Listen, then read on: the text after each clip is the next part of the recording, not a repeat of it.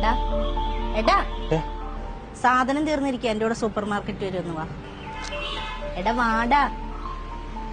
എന്നാ വാ.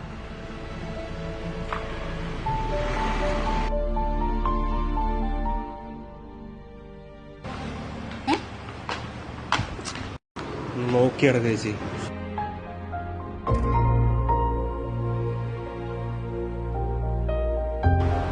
വേണ്ടൊക്കെ പെറുക്കിയെടുക്കണം കേട്ടോ. ഓട്സ് ഉണ്ടമ്പരി വേണം നിനക്ക്? എനിക്കൊരു ഉണ്ടമ്പരി വേണ്ട, ഒന്ന് മര്യാദ വേണം.